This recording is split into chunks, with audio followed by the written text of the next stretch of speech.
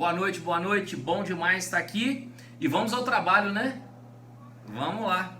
Olha só, eu falo com você, seja de onde você estiver, quem você seja, sua profissão, aquilo que você faz, indiferente daquilo que você é ou acredita que é, e eu vou explicar isso daqui a pouquinho, porque todos nós precisamos lutar contra algo que é muito forte, que é sabotar a si mesmo. Né? Todo mundo sabe a figura do sabotador. O sabotador é aquele que ele cria armadilhas e prejudica uma empresa, prejudica numa guerra, enfim, ele faz com que as coisas que deveriam acontecer e dar certo não aconteçam. E é muito comum quando as coisas dão errado, quando as coisas não estão indo bem, algumas pessoas, não todas, elas fazem uma análise que aquilo que está dando errado porque tem alguém sabotando os meus projetos. Não fui promovido na empresa, é alguém que avacalhou meu processo. Não consegui aquele emprego, é alguém que me prejudicou. Meu relacionamento está ruim, será que tem outra pessoa que está envolvida porque eu estou fazendo tudo certo? Então, quando nós terceirizamos as nossas responsabilidades, quando nós terceirizamos aquilo que é o resultado das minhas ações, eu estou correndo um imenso risco de estar sabotando a mim mesmo. Ou seja, sabotar a si mesmo significa dizer que eu tenho tudo para que algo funcione bem, para que algo dê certo, para que algo aconteça e traga felicidade para mim e para as pessoas que estão próximas a mim, mas por algum motivo eu mesmo atrapalho o processo. Eu mesmo crio uma situação que depois eu não consigo controlar. E eu acabo dizendo que foi outra pessoa que gerou aquele acontecimento. Talvez você conheça pessoas assim. Pessoas que não conseguem, por exemplo, nunca manter, por exemplo, uma pessoa para ajudar na limpeza da casa. Uma pessoa que está sempre demitindo. Uma pessoa que também nunca para no emprego, não para num determinado curso, não para nos relacionamentos, e ela diz assim, eu não acho a pessoa certa, não encontro a pessoa certa, o patrão certo, e tudo isso tem a ver com uma construção mental. Lembra, a gente fala aqui dessa construção da mente aliada a essa espiritualidade, ou seja, a formação da mente, a formação nossa de uma maneira integral, ela não está dissociada da nossa fé, da nossa espiritualidade e da nossa percepção enquanto ser humano, enquanto um ser que é biológico, mas é também um ser de fé. E aí eu queria pegar aqui um acontecimento da pessoa de Jesus e a partir dele desenvolver uma percepção.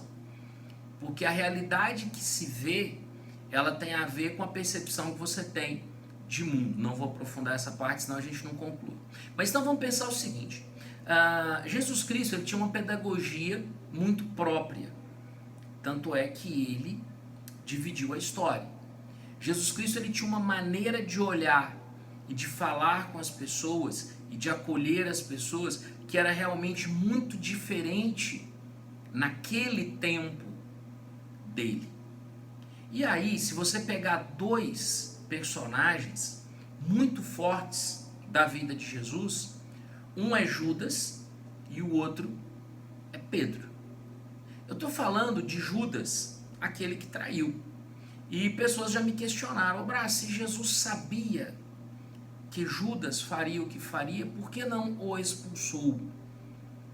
Porque Jesus ele tem uma profunda liberdade daquilo que o outro faz. Jesus não concorda, não é favorável, mas ele dá uma extrema liberdade para as pessoas, inclusive que o seguiam. Quando ele dizia palavras mais duras, mais pesadas, o povo falava assim, nós vamos embora. E ele falava, pode ir. Por quê? Porque ele tinha plena convicção daquilo que ele estava falando. Mas o ponto aqui é que Judas, ele foi o traidor. Tanto é que em muitos lugares se malha o Judas. Né? É um nome pesado, né? Judas. Virou sinônimo de traição, X9.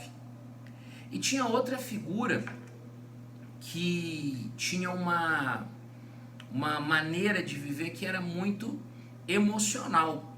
Né? Respondia com muita intensidade aos momentos do que estava acontecendo. E essa figura era Pedro. E repare que há dois acontecimentos muito parecidos, tanto de Judas quanto de Pedro.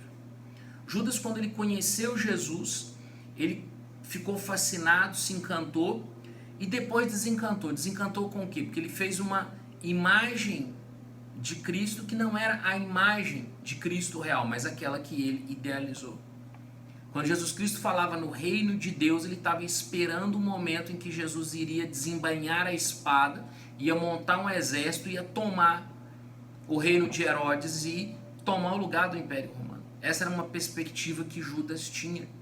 E quando Jesus apontava que ele caminharia na direção da paz e não da guerra, Judas ficou profundamente desgostoso e fez o que fez. Quando eles chegam para prender Jesus, Pedro tem uma reação instintiva e decepa a orelha de um cara, mau. Jesus dana com Pedro, vai lá, põe essa orelha no lugar. E depois Pedro, ele não se afasta daqueles acontecimentos, ele fica ao redor. Porém, mais de uma vez, as pessoas o questionam, né? Escuta, você não andava com aquele Nazareno? Não, eu não. Escuta, você não era amigo daquele Jesus? Eu jamais. Né? Escuta, esse homem aqui, ó, ele é daquele grupo lá do cara que está sendo crucificado. Ele dizia, eu de jeito nenhum. E conta a história que no final o galo canta e ele tem uma amargura profunda. Aonde que eu quero chegar? O que é a autossabotagem? A autossabotagem é quando eu, por causa dos meus medos, das minhas angústias, da minha falta de fé, da minha falta de perseverança, eu duvido de mim mesmo. Eu duvido da possibilidade das coisas boas que podem acontecer comigo. É como alguém que está num momento muito legal de um relacionamento e fala assim, eu vou terminar, porque coisa boa comigo não dura. Eu já vi gente fazer isso, falar isso comigo. Coisa boa comigo não dura, então vou encerrar antes que termine. Gente, isso é autossabotagem.